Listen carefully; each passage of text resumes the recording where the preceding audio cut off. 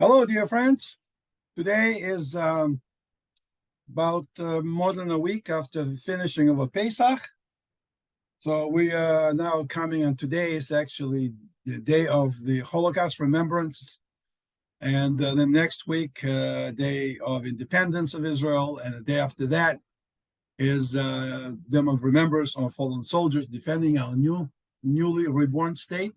So let me make this recording in dedication to these great events commemorating our people and the history of our not just 75 or whatever number of years the new state is formed, thank God, but for the entire 3,500 plus years since Joshua put foot on the Holy Land of Israel. Of course, even prior to that, Abraham walked this Holy Land. So today we'll talk about, on the Roman calendar, it's April 18th, 2023, and we'll record Korbanot today. I will do a little recording to the Perplexed group on Korbanot. I see Bob just joining in. Okay, we have some people coming in. It's 8 o'clock in the evening on Tuesday, April 18th. Hi, Bob. Hi, Lev. I just started to do a recording and commemorating this presentation for the remembrance of the Holocaust, which we have today, because next week is Independence Day, and then remembering sort of fallen soldiers defending our land. And on the calendar, it's April 18th, 2023, 5,783rd year since creation. And this is my favorite subject on the Korbanot.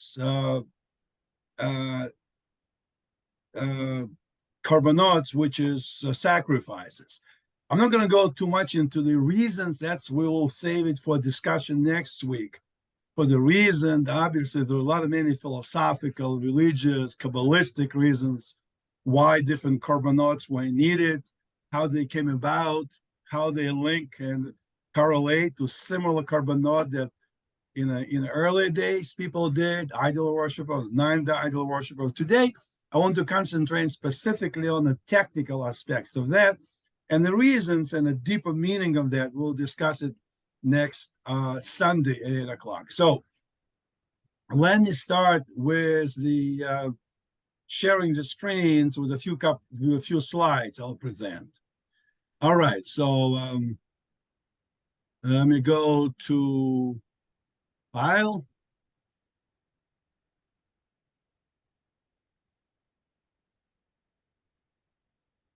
To begin with, let's just see to make sure we'll see the slides. Bob, do you see a slide on the screen? Yeah. So let's start with some logistic detail. By the way, Korbanot are described very nicely in the Masechta Zevachim and Menachot, which is Korbanot were of the meat type of presentations, and also with the bakeries, like different breads and different pastries and whatnot. I'll concentrate on the first portion, the more main portion, so to speak, which is a meat sacrifice, animal sacrifices, if you will. So let's start from the basics. This is a Mishkan that for 40 years in the desert we had. Moses will put it together, assemble it, disassemble it, move it from one stopping point to another. So what do we see? We have basically the yard in the desert. And then in the middle there is an altar, okay, Mizbeach. You can see the smoke, fire and smoke coming in. That fire initially ignited with Aaron, with the help of God.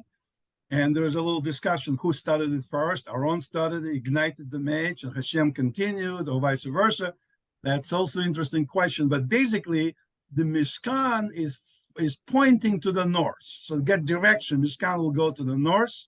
Opposite south is the ramp coming into Mishkan. If you're standing on Mishkan facing towards my right, and you're facing to the left, which will be to the west, you'll see basically a temple that to be, of course, that's a portable temple, this tabernacle. Inside of this, basically, there's two rooms. One is a holy room, and then Holy of Holies, inside of which we'll have a ark. And before that, in a holy, not holy of holy, but holy. Prior to that, as you walk in first, there was a menorah, there was bread, chapanim, the bread that was brought in, and the second altar, the small golden altar, in which animals were not burned, but incense, special 11 compound incense was burned daily in special procedure. So two places, the two altars, one here, big one, and smaller one inside. And inside the Holy of Holies, there was no altar, but on the Yom Kippur, the Kohen Gadol, one times a year, will bring a little shovel, the coals, and he'll put incense on the shovel, and they will become like a transportable, temporarily one-day altar, if you will. So it's three altars, one, second small, and a portable for one day. For practical purpose, we can say there's two altars. One, this one, which is outer altar, let's call it, and then would be inner altar. This is what King Solomon expanded the project. And then we'll see here the court. That's the people's court. People walk around here.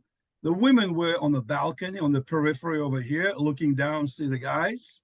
Then Nicanor Gate, through the steps through which you can walk through, and you come to the area where Mizbech, the altar, stands. Again, to my right over here, you're facing north. So if you're standing on the altar and looking straight, you'll be looking towards Lebanon and Syria. If you turn around looking back, you will be looking towards Egypt and maybe Saudi Arabia. If you're going to your right, which will be to the east, you'll be walking to the Mount of Olives and ultimately to Jordan. And if you look into the left, into the temple itself, in the structure, you'll be looking into the pre-entrance, if you will, and then two areas, the Holy and Holy of Holies. And then past that, there will be the wall, which is, after several modifications over centuries, became what we currently know Western Wall. So when you're standing behind, it's not exactly the same wall that was built originally, but we're not talking about these details right now. But behind this wall, you usually stand when you come to Israel, and you're facing to my right, outside the temple area. Right now on this area, there's the Arabs, two holy places for them. And as a matter of fact, our temple, I looked at it one time from engineering standpoint, would actually, place-wise, would perfectly fit between Alaska and Dome on the Rock. There's a place right in the middle between them for our temple. Obviously, there's a controversy. Jews said that should be our temple. Arabs say, Muslims say, no, this is not. So there's a way to resolve this controversy, but that's not the subject of our today conversation. So I'll move to the next slide. Okay, this is, again, sectional drawing into the Temple of Solomon. Again, this is a court, women's court up in the balcony around here. You walk through Nicanor Gate. Here's an altar. Straight up, it's north, south, towards Egypt. To your right is towards Jordan over here. And then to the left, you enter the area 8, if you will. Area 9, that's a holy. And then area 10 is Holy of Holies. Okay, you got our bearings again. Next slide. Now you enter the first room. You're in the room. Behind this huge curtain is the ark. The ark, portable ark. But before you get to the curtain, and the construction of the curtain actually was a double curtain. We'll talk about next time about details, but here's the menorah that Kohen lights up. That's a small, it's a second inner altar. The smoke comes up, and the incense, 11 compound incense, was prepared in such a way that one of the compound, and one time I was really into learning more about it, the smoke was going straight. It wasn't waving too much. One of the compound had the characteristic to keep the smoke straight up, like as if there's no wind. And you can see for lechem hapanim, for the breads that stay there for a week, for kohanim, a little bit to the right of this picture. That's you just walked kohanim standing there. Obviously, normal Israeli cannot walk in there. This is area only for kohanim. And then Kohen now is doing a sacrifice. He is putting on that second inner altar the coals, and he's putting incense.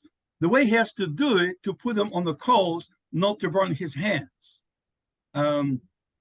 That's Adam and Avihu made a mistake. When they got burned, the fire came in and tried to get incense evaporated. And of course, they were on the way. And we know the story, the recent parashah we just read, what happened to them, unfortunately, the tragedy. So that's the presentation Cohen is doing. And you see Urim and Tumim on his chest with 12 tribe stones. Quite majestic. Next one. So that here he is lighting menorah in the morning when he first comes in. And this is in the second room, Holy of Holies. And that is only once a year. That's Kohen Gadol. You can see he's in different uniform, all white. And this is a third altar. It's not called altar. It's just basically shovel in which coals. And you can see how careful he has to be to put incense, not to burn his hands. And that's, of course, the ark. And the staves of the altar are longer than the distance inside the curtains. So as a result of that, the curtains were bulging out. You could see from outside where the staves are. Okay, that's once a year. Let's continue. This is ark itself. It's Cheruvim on top of that. My friend Victor from Murmansk in our Russian lessons, he is a carpenter, and he calculated the weight of this and the tablets inside and stone, and it came up to be many tons. Was the tablets inside. So Kohanim had to be really strong guys to carry all this stuff. And this is a view of the mount, of the Temple Mount. You can see again, you can see that the north and south, east and west, north will be straight up. You see altar is right here. That's a temple, that's a yard. And the rest of the area is basically, those of you who are interested, you can reuse a tape, make copies. It's quite interesting slides to have. All right, now we will go to the next point of presentation, which is the main thing about offering. So let's start with, this is the animals that were presented. There's a calf and a bull and a cow and a lamb and a ram and goats and the two types of pigeons, birds. Again, we're not going to go through each one of them, but for certain procedures, whether it was for the sin or for the joy, there was a different animals or number of animals and different parts of animals were presented. Some of these parts were burned completely on the altar. Some of them burned completely outside the temple in the area out. Some of them were eaten by Kohanim. Some were eaten by the person making this donation, if you will, depending on the type of the korbanot. And we're going to go about that. So this is basically an example of an animal, let's say cow in this place. You can see the imurim, the area, the portions of the animal that were burnt. Obviously, the dung and all the kishkes and all the junk was collected and burned outside. They were not burned on the altar. Just a few kakis, if you will, were not obviously in sacrifice. But most of the internal parts, kidneys, diaphragm, the fat connecting diaphragms was brought out onto the altar. That's the outer altar, the big one. And they're put on the altar and burned. But the meat, the rest of it, sometimes was completely burned for certain offerings. Sometimes certain portion of that, typically the chest, the breast, and the hinder leg from the knee up was given to Kohanim. And the owner will have the front leg and the rest of the meat. The head was also burned on the altar. The hoof up to the knee also were burned on the altar. The procedure for sacrifice for the birds was slightly simplified, a little bit different. I'm not going to concentrate on this right now. So this is just a first overview. We're going to expound deeper. We'll start with a broad brush, and then we'll start going a little bit deeper. Okay, those of you who are agriculturalists and live on a farm, you'll probably immediately recognize the parts of an animal. This is a little bit class and anatomy, if you will. This is korbanot, and it's probably in most of the art scroll books you can find. But let's say the korbanot have several classes. Ina hatas. Hata means sin. Het. Hatat. Hatas, Ashkenazis will pronounce it. Ina hatas, which means something to do with inner altar. Remember, guys? Inner altar, that's on the first room. The outer hatas, that has to do more with outer, big altar. Then olah. Olah, that's not for the sin, that's for nice things. The son is graduating from the college. I'm very happy, I'm going to make olah. There will be one example of olah. Daily tamid, this first and second, daily tamid, daily offering, completely burned. That's called C, communal. I made little notes here. In triangle, P is personal. Non-triangle, regular, is C, communal. So you can see just by glancing all the carbonate that most of the hatas here were actually, well, this is some communal, some personal, but outer hatas, most of them personal and some for communal. We'll talk about it. Most of the olah, half I could say, communal, and the lower portion of personal. The other for asham, for doubtful sins, and for shalomim, the peaceful offerings, for bechor, for firstborn, for maser, the 10% that the person gives, and for pesach, those are basically personal, most of them, except a couple of unusual ones. Now in red, I put rams. There's only 2 rams we use, one for asham, one for shalomim, for nazir. Most of the animals where you can see kid, which is a goat, or the lamb, or the bull. The bull is not so much. Bull is only 2. Here in the blue, I put bull here, and the bull here, 2. And 2 more for Yom Kippur. So bulls were 1, 2, 3, 4. So bulk of it was lambs and goats. Very rarely bulls, and also rarely rams. On this one, it's subgender, female or male. You can see most of the sacrifices are male. Very few are female. O-V, obligatory, voluntarily. Most of them are obligatory. Very few volunteers. 1, 2, 3, 4. One is voluntary. Lev, you said the inner altar was for spices, but now you're saying there's a bowl. How could you do a bowl on the inner altar? That I'll get to that. The inner altar, it all had to do where the blood was applied, not where the meat was positioned, but where the blood was applied. The blood was applied on the inner altar. So and the on Zarika, right? The Zarika was on the inner altar. Zarika was on the inner and on the outer, but the meat was only on the outer. The meat never went inside the curtain into the inner altar. Okay, because we're saying inner chatas is bull. When we say inner chatas bull, that means the blood of the bull will be brought inside. Okay. The blood. Yeah. The meat itself never went inside the temple. It only stayed on a big altar, on the main altar, if you will. And we'll see them as we'll go through that. We'll see a little bit more. Will be nice pictures.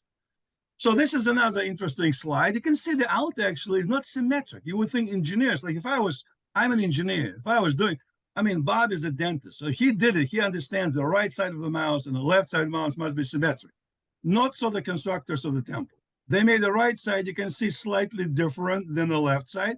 You can see here my hand shows the little wrapper goes here. Wrapper goes around north and the west part of the altar. It wraps a little bit here and a little bit here. There's no wrap around here on the right side, on the east side, if you will. Again, straight up is north, down east. To my right is Jordan. To my left, the Mediterranean Sea. And this is your inner Holy of Holies and the Holy. Okay, and the ramp, of course, we know the ramp didn't have steps. It was a straight ramp for the reasons we're not going to touch now. But that's a nice view. Also, those of you who view it, by the way, I always like to put as a reminder, because people ask me, how did I get to your seminars? And I always forget to do it. This is our coordinates, 325-804-5811. Make a snap picture, and then password 285-775. Every Tuesday, 8 o'clock Israeli time in the evening, 1 o'clock in the US, anytime in the North Pole and the South Pole, anytime. Okay, so the next slide will go here. Now we're going to first, very interesting. So that's the inner chatats. Remember, bull of Kohen Gadol, goat on Yom Kippur, bull communal matter, bull of anointing Kohen, and the goats for communal down. Let's go back for a minute. Remember, 1, 2, 3, 4, 5. So where are they? It's important for us to review here. 1, 2, 3, 4, 5. This number 3 and 4, it's a number of the slides to follow. Slide 3, 4, 5, 6, just for the technicality. So 5 presentations. You see one of them here is for personal, bull of anointed Kohen. And then one of them here also Kohen Gadol Yom Kippur personal, and then 2 communal ones. And I think, Bob, we're learning in the Rabbi Friedman's class some of these applications, how they do it, which sin it holds on to, and this and that.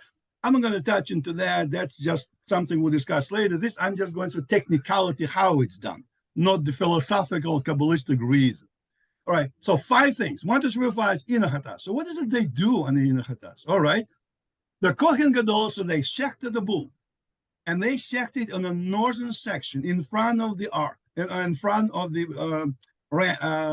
mizbech. Oh no, there were special metal round rings that the animals were tied to in a special way. You know, in our prayer books in the morning, we read and tie them they tie the left leg with the right arm, make sure the animal doesn't move. And that's also one of the reasons to make shechter as painless as possible. So animal doesn't, just like Abraham restrained Isaac a little bit in order for him not to move and of course obviously painful experience. So after the animal is shechted, the blood is collected in the vessel. The vessel actually had a conical bottom, so you can't put it down. And you can't put it down because if you put it down, I can get to it later, the blood will gel, no good thing. So the blood immediately, and we recently, Bob, learning also in Rabbi Friedman, how this was carried on to, where the Kohen carried it on Pesach, it was a little bit different procedure, they'll pass it from one guy to another. All this technicality, the blood has to be brought to the altar and sprinkled. Then the parts of the meat had to be burned and certain parts had to be eaten. All these procedures, the offering is accepted if all or at least some of these procedures happen. If, for example, the blood is collected and then the guy dropped the vessel and spilled it, do you fulfill the mitzvah if I'm the guy who brought the sacrifice? Am I going home to get another one? Or I say, oh, you pay for it, you screwed it up? Depending on the different korban, sometimes you have to do in all the steps until the meat actually burned. Sometimes you would prefer to have all of them done, but if you only do some steps, it's still acceptable after the fact. Again, we're not going to those, but let's say the first step, blood is collected. The Kohen takes this blood and he will go into the inner area of the temple. And he will take it 7 times. Here's a finger. He goes. If he goes on the plates of slaughter, he goes. And I'll show next slide. Will show where he goes. But what he does, he sprinkles 1 time up, move the finger up, and 7 times down. Dips down, dips down, dips down, dips down, and 1 time up.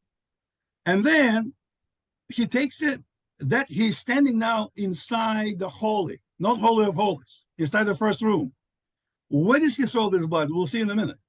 But once he did that, once he sprinkled this, he comes out and he comes to the main altar and he's coming on the southwest portion of the wall and he's pouring. It's not splashing it, not sprinkling, but pouring. It's an important distinction. You have to these guys are very technical.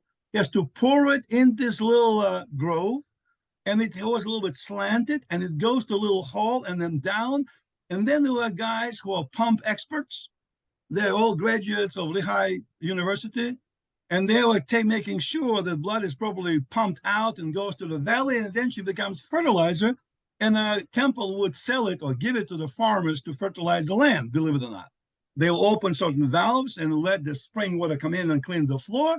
After that, so the temple really wasn't that bloody as you would think from all this blood. It was bloody, but they periodically clean it, and it was maintained on that. So that's what they did. Then certain specified parts are burned on the outer. That answers Bob's question.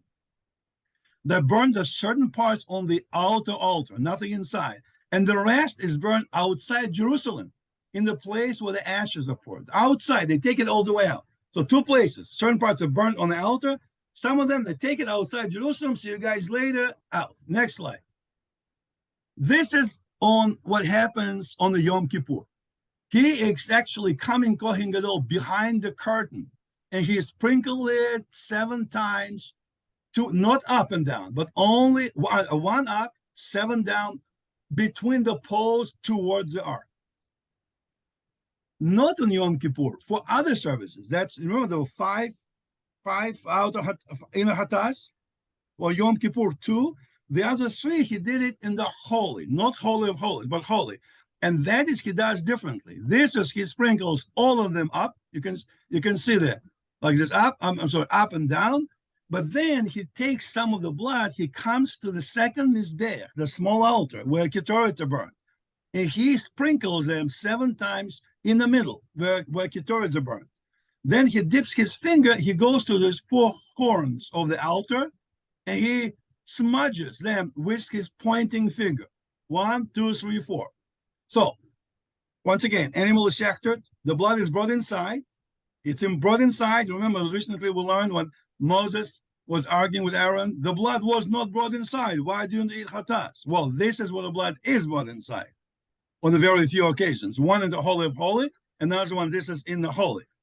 That is for the out of chatas. Now, let's go to the next slide. This is also shown out of chatas. That was in the chatas. Now, out of chatas. Out of chatas, what happens? Which type of stuff? Personal sin, variable chatas, idolatry, nazir tahor, sin of the ruler, metzorah, who is wealthy, Rosh Chodesh and festival, and with the loaves of Shavuot.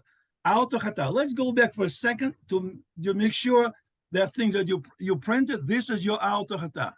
Rosh Chodesh, 2 loaves of Shavuot, personal sins, princess chata, nazir tahor, 1, 2, 3, 4, 5, 6 things. Most of them personal, 2 communal.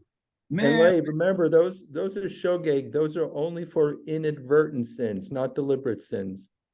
Absolutely right. Good point. It's all for if you knowingly did something, all bets are off. You talk to Hashem, see what He can do for you. This, if you did it, the guy slept with his sister because he was separated as a kid 40 years ago, and then they found out, holy mackerel, I can't believe it. You're not guilty of that, but you have to bring the offering. That's all that is inadvertent sins. Okay. So this is now out of chatas. So what happens with out of chatas? Let's go. In chatas we just did out of chatas. Now they slaughter the animal, they take the blood, but now they don't bring the blood inside. They take it on the main altar. Nothing in the altar is not involved. Curtain is not touched. The Kohen comes in and he pours, not spills, pours into the base of the altar. Remember on the previous slide? He was pouring on the ledge. Now he pours right into the hole. Better don't make mistake, guy. And then specified parts are burned on the altar, and the rest is eaten in the courtyard by Kohanim. You, the sinner, gets nothing. Only Kohanim get. What do they get? They get a front leg and a front breast and the lower leg. This is the time. White is day, black is night. You have to eat in a day and a half, right? Full day and half a night to the midnight. That's so you can see from it. It's very helpful. This altar shows the red line goes all around it. Roughly in the middle of the altar, a little bit higher than the middle, was a red band going all around. He had to do 2 things. He had to put the blood into the rest of the blood into the hole. But prior to that, he dabbed his finger. He went on the altar, went around the ram, and put it on these horns here, here, here, and here. Remember previous inner chatas? He was dabbing on the horns of the inner altar. He is doing this on the outer altar. You have to be careful. There's no safety in it. There was one time the case, one guy was kicked over and he fell and broke his hip. So you have to be careful when you're walking on this alley. It's not that high. It's probably about 6, 7 feet tall. But if you fall from there on the marble floor, it's not pleasant. So the Kohen carefully walking around from a ramp around it, dabs his finger here. Maybe he holds on with one hand to this. Then he comes down and pours the rest of the blood over here. That's now outer chata. Now we know the blood of inner and outer chata. Outer chata, nothing is eaten. Inner chata, meat is eaten by Kohanim, only a certain portion of the meat. The rest, it is basically burned outside. That's a serious stuff. Those are sins. Now, this is olah. This is not as sinful. This is basically olah for let's go back to olah real quick to see the 2 on the chart. Okay, here's olah. Olah is daily tamid, communal offerings. Musaf for Sukkot is the second service after Shacharit. With 2 loaves on Shavuot for holidays. For holidays, a lot of things are happening, burning. 2 bulls and a ram, 13 bulls for Sukkot, this whole procedure. And then personal stuff is Kohen Gadol and Yom Kippur, all on 3 festivals, women childbirth, communal convert, voluntarily. Oh, thank you very much, Hashem. I had such a good dream. I'm so pleased. So this is Allah, good stuff.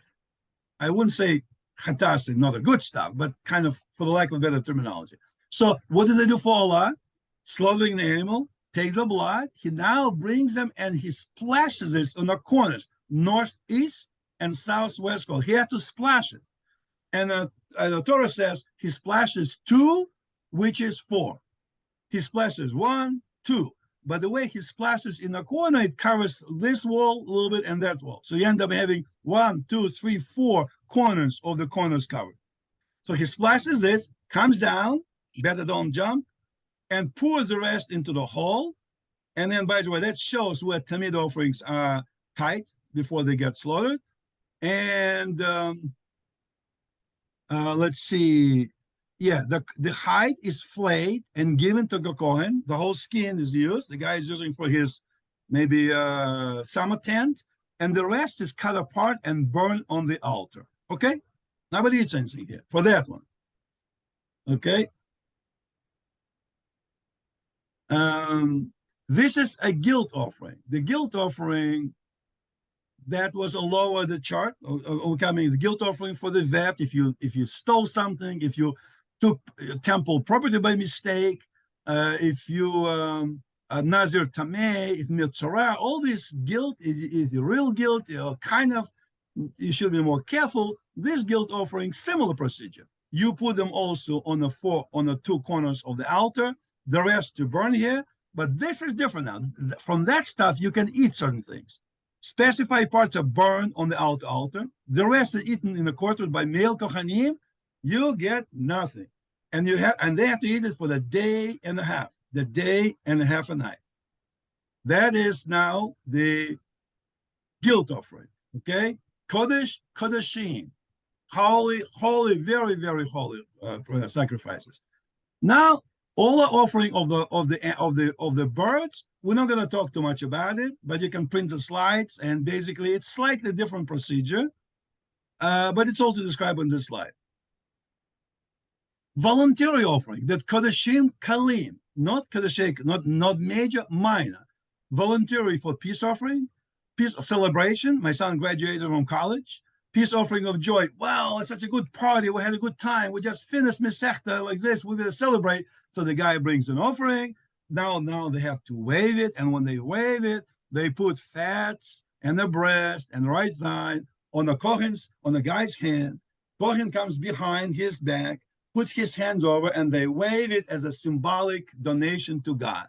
Now that stuff, the breast and the right thigh, are eaten by Kohanim, but the rest can be eaten in Jerusalem, by anybody. So Bob brought his stuff, Kohen got his piece, Bob got the rest of it, and they have a barbecue, and everybody had a great time. But you have to eat it day, night, and the following day. That kind of makes sense. If you take it to Jerusalem, it's a big party. I guess you need to get somebody who forgot about a party and they came the next day, I guess, join in. So you're given day, night, and another day. So it's almost a day and a half. Next slide. This is for Thanksgiving and peace offering. Very similar procedure.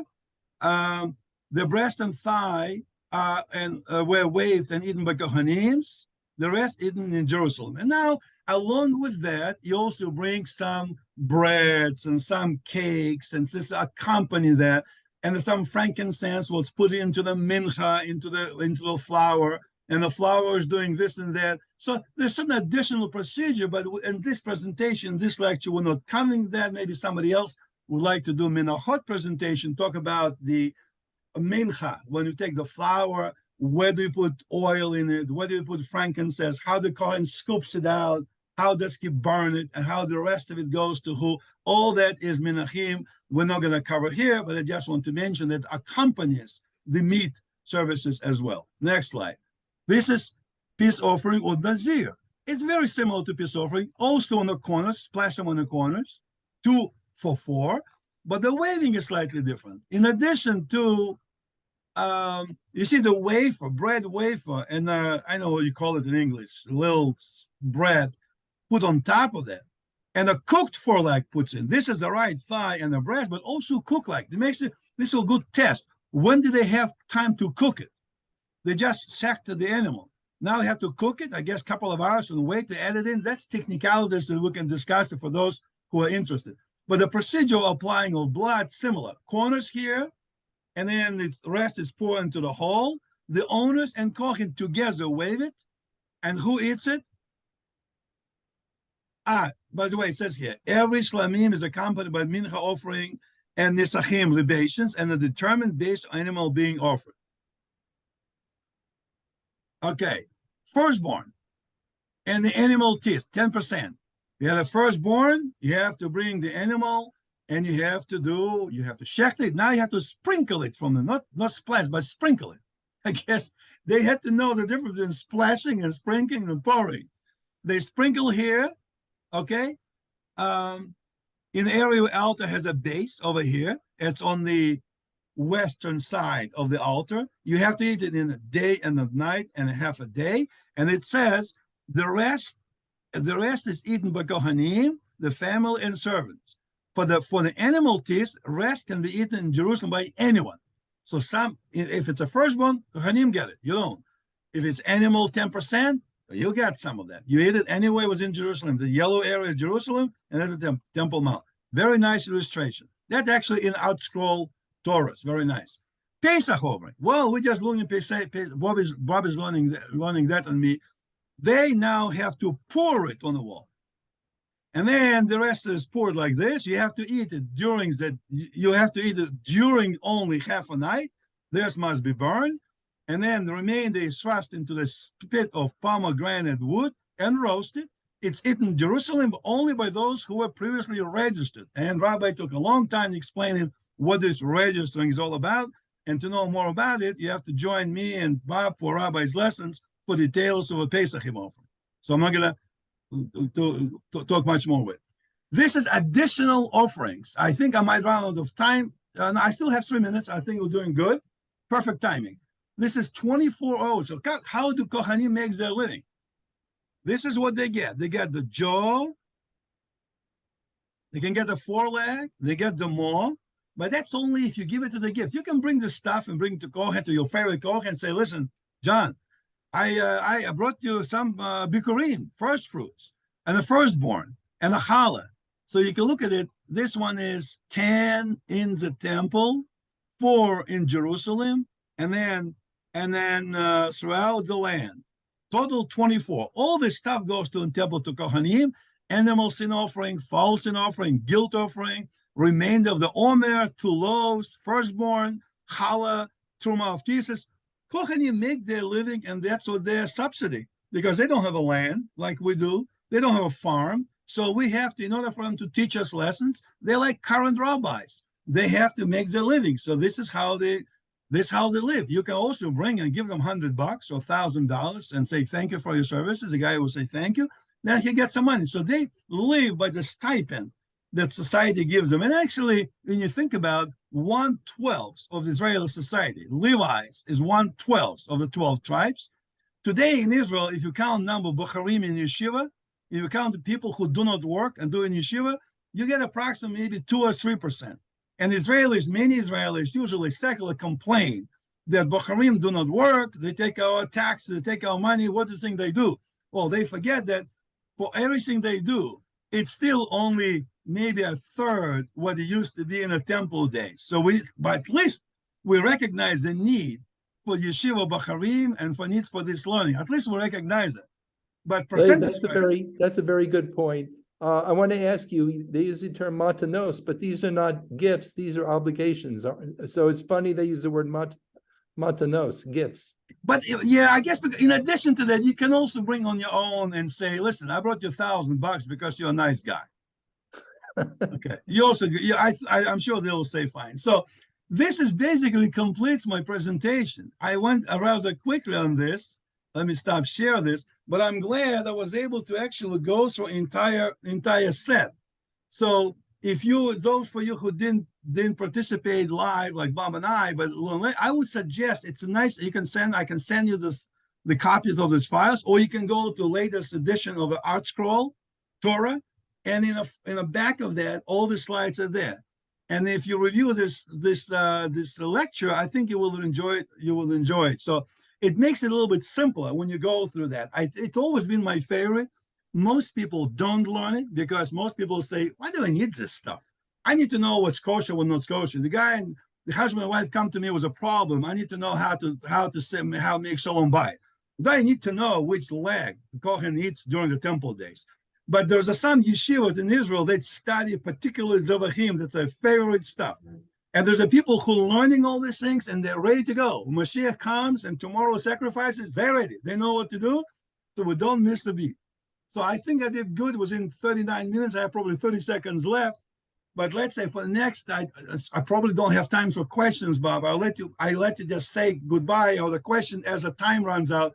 But the next Sunday at 8 o'clock, let's get together and now can ask questions on why is the sacrifices, who needs it, poor animals. Is that like a bad things? Why not we all vegetarians? Isn't it horrible? Why did they do it? Didn't they know better? Well, they knew better. And that's why they did it what they did.